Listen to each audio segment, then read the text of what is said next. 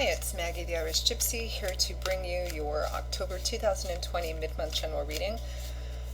We are looking at the last 2 weeks of October, and this reading is for the fire sign of Sagittarius. Welcome everyone. I hope you're all safe, well, healthy, sane. Thanks for taking the time to tune in today, for all your love, support, feedback, comments, donations, likes, shares, subscribes. It's all welcome. Thank you. So this reading is for the fire sign of Sagittarius for the last 2 weeks of October 2020. So that's if your sun, moon, rising, or Venus is in Sagittarius, it's all relevant. But watch all of your sign videos if you know them, because each one can bring a little extra insight and perspective into what's going on in your own personal life. If you're interested in reaching out for a personal reading or information about that, if any of the videos resonate with you, you can click on the little arrow, the little description link below, which will show some contact details, my email address, Maggie1McGuire@gmail.com. You can email me directly there. I can usually respond within the same day or the first 24 hours. I do offer a wide variety of readings. And I do readings full-time. It's all that I do, so I'm pretty diligent at working with everyone's schedule and my own to get those personal readings set up in as timely a fashion as possible. So email me if you're interested. I'd be most happy to work with you. Okay, Sagittarius, let's see what's in store for you. I've already done your sister signs, Aries and Leo, which were vastly different from each other. So let's see what yours is holding. I am using Legacy of the Divine Tarot and the Gilded Tarot Royale.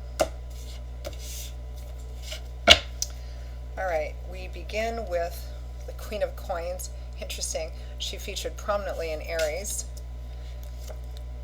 with the Two of Cups. We have the Nine of Cups, followed by two cards, the Fool and the Queen of Wands. I'm going to keep it because I feel like keeping it. And from the bottom of the deck, oh, we've got two cards falling out there too. The Five of Swords was first, and the Tower.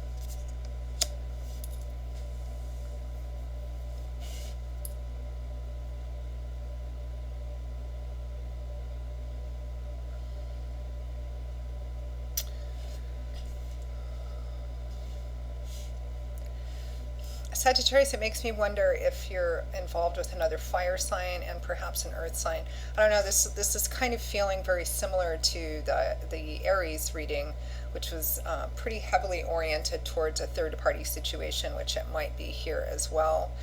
The Tower here showed up as well in the other video. So, I mean, the primary theme, general focus or energy from the bottom of the deck, Sagittarius, for the last half of October, we have the Five of Swords, which is a hard-won victory. It's a victory which may come at the cost of other relationships or a person or other people. And then here's the Tower, which of course would describe that battle. The Tower is, divine timing and orchestration. God, Spirit, Angel, Guides kind of coming in to completely break down something that had some kind of flaw in it so that it can be completely and utterly transformed, or something new can be rebuilt in its place. Upheaval, transformation, etc. So it looks like something here, this would imply that something has already happened, but it could be happening during this time too. Timing is always a bit fluid, and never more so than a general reading. So then we have this Queen of Coins, who's featuring as somebody prominent in your world, the Queen of Earth, the Queen of Pentacles, Taurus, Virgo, Capricorn, or somebody who shows up like the Queen of Coins, practical, capable, resourceful, tends to show their love and caring and devotion in very hands-on, resourceful ways, always being there for when you need them, showing up with what you need, etc. Probably financially stable, comfortable, somebody who really has a good handle on the day-to-day aspects of the physical world we live in. We have the Two of Cups, the traditional soulmate, kindred spirit, showing up next to that Queen of Coins. Then we have Nine of Cups, the wish fulfillment card, having your cake and eating it too, having more than enough. And then we have the Fool, which is stepping off the beaten path, perhaps taking a risk, taking a step into the unknown and seeing what happens. And we have another queen showing up here, with the Queen of Fire, the Queen of Wands, Leo, Aries, Sagittarius. And in this deck, Legacy of the Divine Tarot, she's showing up as very much an aggressive, assertive, self-confident warrior queen, which I love. All right, let's clarify.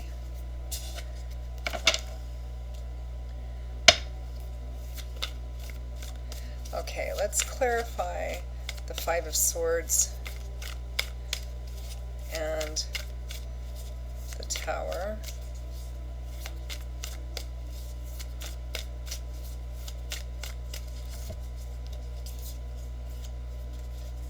Here she is again, Queen of Pentacles. That's what's clarifying what all this upheaval and battle and actually winning, maybe moving away from this individual. We have her twice here, just like we did in the Aries reading. How fascinating. And I didn't just do the Aries reading, I actually just did the Leo reading and then the Aries before that. So the cards have been well shuffled in between. So this is definitely around this Queen of Pentacles situation. It's showing up as a queen, but because this is general reading, could be male as well. Well, let's clarify the Queen of Coins here. So the upheaval could be, you know, the Tower is a major breakdown. It's a major event to either completely move on from or completely transform every aspect of the relationship that you have with this Queen of Pentacles.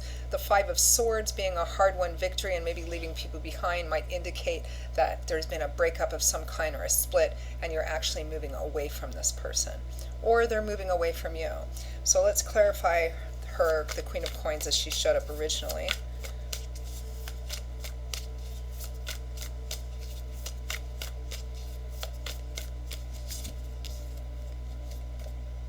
The Five of Swords again. You know, this is really interesting, and I hate to keep referencing the Aries video, but I'm going to, because the Queen of Pentacles, Queen of Coins showed up twice. There, right with her, the Six of Swords. In this video, because you're a sister sign to that, you're a fire sign, she's showing up twice too, as well, with the Five of Swords, both here. So there's been some kind of victory won here, and somebody moving. It feels like a split or a breakup of some kind. It might, because there's another queen showing up here, it might have been a third-party situation, or it could be, you know, it could be that you've been involved with one person but still kind of connected to somebody else, and you're finally making the break from that. I'm getting that story for somebody, meaning that perhaps this Queen of Pentacles was somebody you had a long-term relationship or marriage with in the past. You're moved on with another relationship. Yes, this is someone's story. You've moved on with another relationship, but she's still been, or he's still been, like a prevalent kind of back and forth energy. There's a letting go here. If you've been the one to, you know, be in a third party situation, this person is, she's moving away, or she's kind of getting a clue and moving away. I mean, it depends on what side of the fence you're on. Let's clarify the Two of Cups, the traditional soulmate kindred spirit card. More than just physical attraction, there's a karmic connection between the two of you. You get each other, you know each other. Good, bad, ugly, or indifferent, you get each other. Wow, the Queen of Wands again, because we have her twice now. Yeah, this looks a bit like a third-party situation here, but she is showing up as your soulmate. Let's see what's behind that. The Ace of Swords, getting a clue, the light bulb going off over your head, the epiphany. The Ace of Swords is the Ace of Air, the Ace of mental, cerebral energy. So this is a new perspective, a new idea, clarity, and in that moment, what the Ace of Swords reveals, you have the opportunity to make choices to create a healthier reality for yourself. It's like, I don't know, you've had some kind of, there's been some kind of upheaval or dealings with this Queen of Coins, where they're not, this has been an actual, you know, you're in a relationship with the Queen of Wands and the Queen of Pentacles. Both, it could be that, it could be this Queen of Pentacles is like somebody from the past, but has still been kind of in and out of your life. Regardless of the narrative, because this is a general reading, its storyline is going to vary per person. There is a complete disconnect over, there's a final breaking or a final, you know, victory over the connection that you've had with this Queen of Coins individual. And it looks like you're waking up to the realization that this other person who's manifesting as the Queen of Fire is your soulmate. It's like, and the Ace of Pentacles is right behind it. So a new idea, a new perspective, a practical new beginning. It's like something has happened to reveal to you. Maybe it was something, in this interaction with the Queen of Coins, Queen of Pentacles, where, this looks like one of those times, Sagittarius, in, the romance movie where there's a three-party situation, or you've left one person behind and you've gone back to the old person, and all of a sudden there's an interaction or they say something, and all of a sudden it occurs to you that this is really my soulmate, not this person. I'm an idiot. I gotta go after this. I gotta, and it's kind of like, that's what it feels like. Like you just go, oh, this is the person I'm supposed to be with. That's kind of what it feels like. How do I do this? Getting a clue and starting over again. So clarify the Nine of Cups. What is this? Wish fulfillment. Getting everything you want. The Moon. It's crazy how similar this is to Aries. The Moon showed up in the exact same position as well. How do I have this? What's behind that? The Ace of Cups, a new emotional beginning, emotional renewal. How do I...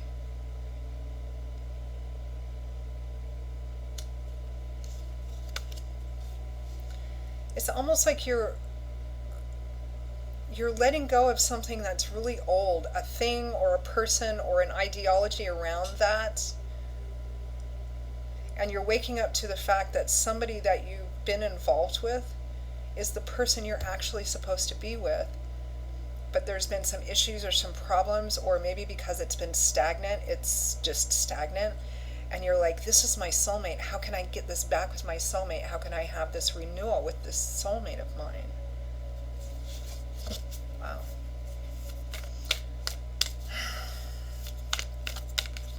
Well, we have the Fool and the Queen of Wands, so it looks like at the end of October, kind of like with Aries, at the end of the month or maybe the beginning of November, you decide to risk it all, to step off the beaten path, to throw it all into the unknown with this Queen of Wands.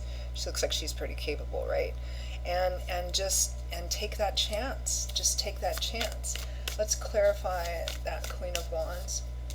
Gosh, you've got the Queen of Wands twice and the Queen of Pentacles, Queen of Coins twice. Crazy. 3 aces. Clarify the Queen of Wands. I don't even know what to say about this reading anymore. Check this out. This is